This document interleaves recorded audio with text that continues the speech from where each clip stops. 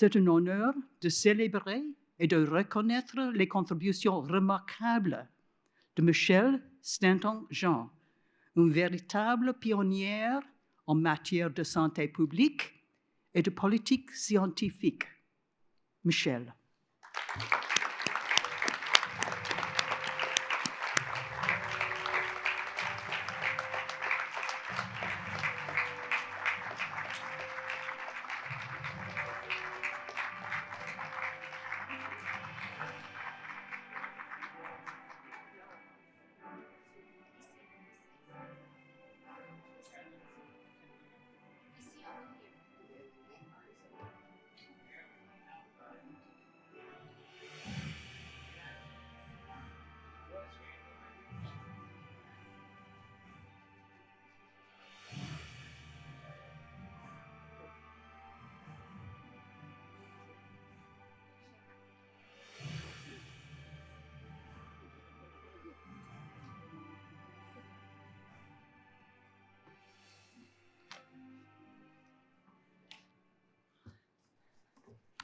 So you've seen that I'm very old with all that stuff.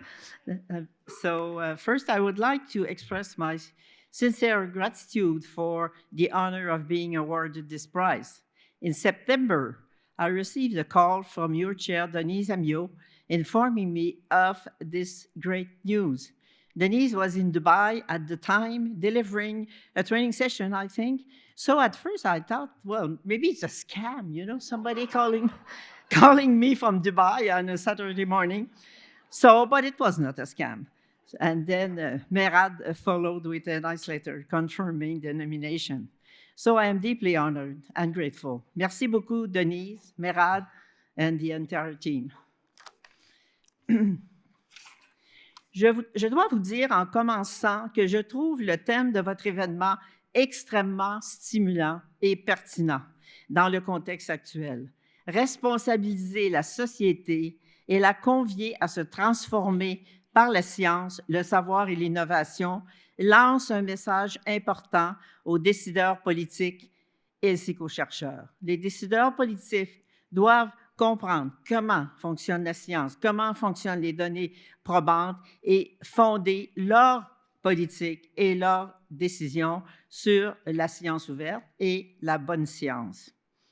J'ai déjà dit dans un colloque qu'il fallait que les ministres, que les politiciens s'instruisent. Et il y avait un ministre dans la salle qui s'est levé et qui a dit « Mais moi, je suis instruit. » Il n'y avait pas une méchante.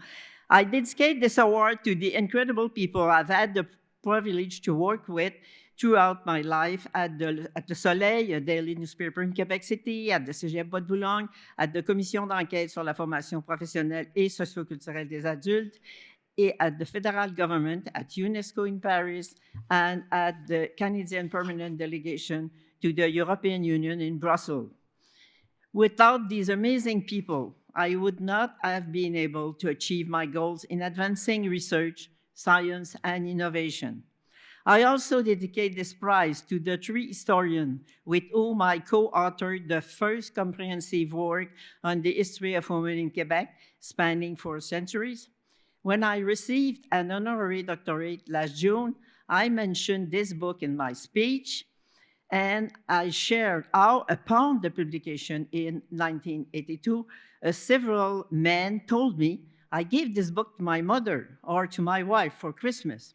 So I would reply, and you, have you read it? As the eldest of 5 girls with a passion for learning, reading, and sports, I quickly realized that life was not the same for girls and boys, for the poorest and the wealthiest. I have always strived wherever I went to contribute to ethical policy aimed at promoting equal opportunities, like somebody received a prize, like you said.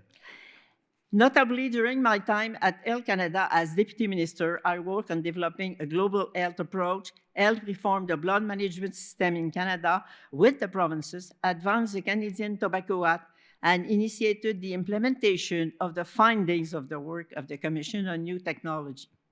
At UNESCO, I had the privilege of chairing the International Bioethics Committee, where our efforts contributed to the adoption of the Universal Declaration on Bioethics and Human Rights in 2005. This committee was composed of 36 experts from various countries and professions, and together we traveled to places like Mexico, Ecuador, Iran, the Philippines, Lithuania, Morocco, and Tunisia, discussing draft of the declaration. Through this experience, I learned the importance of fostering trust within a team, the importance of finding ways and work to take in consideration their viewpoints. J'ai toujours dit à mes équipes qu'il y a des règles et des normes et des lois, mais par-dessus tout des humains qui doivent être solidaires et bienveillants entre eux. We must seek out the best of every people, listening to them, explaining the issue at hand, and implementing strategies that foster citizen participation. Je crois que les élections américaines viennent de démontrer l'importance d'écouter les citoyens. I returned to university while raising my 4 kids. At that time, there was no prior learning recognition, no daycare, no financial support for adult education, and no policies or programs addressing these needs. Women were absent from historiography, barely represented in competitive sport, be it tennis or skiing, both of which I participated in. Concepts like participatory democracy, collaboration between researcher and decision maker, knowledge sharing and dissemination, and scientific democracy were not part of the government vocabulary. I have worked and continue to contribute towards advancing these important questions. Where there is a will, there is a way, used to say my father. And my mother herself would say, when I had a problem, find a solution, and then we will discuss. So I have remembered what they were saying. We live in a complex world, as many of the speakers have said, where beauty coexists with hardship, where humans are still fighting among themselves, while the international institutions established after World War II, like UNESCO, the WHO, the International Labour Office, and the United Nations, are faltering. These institutions aim to establish lasting peace and ensure no one was left behind. Unfortunately, these days are having some problem. So it's important to listen what they are saying and what they're trying to do. Yet we must revigorate these efforts, focusing on ethical research and policies that respect human dignity, promote the fair distribution of benefits, and honor the history and culture of all nations. One area where collaboration has significantly improved, from my viewpoint, in recent decades is in research. Collaborative research now allows teams from around the world to work together. However, we must continue to find strategy to include men and women from countries that lack the human and material resources to engage in such research. Open science provides some keys to such an inclusiveness. Today, we are working to introduce behavioral dimension into policies and action. When, as historians, we examine biographies, we find that our ancestors often did not speak of their emotion, making it difficult to trace their emotional journeys. Now, there is a great emphasis on listening and using some bienveillance and kindness, both in family life and with businesses. These are the result of progress in fields like healthcare, where the focus has expanded from purely curing diseases to providing care. Whether we study the work of Rawls, Amartya Sen, Habermas, Levinas, Charles Taylor, or Edgar Morin, we find a deep concern for values and the necessity of caring for others.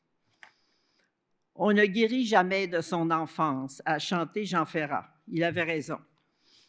My parents, one English-speaking and the other one French-speaking, were both passionate advocates for work well done, diversity, and inclusion. This is the legacy they left me. Thank you for your attention. Et merci beaucoup encore une fois de cet honneur.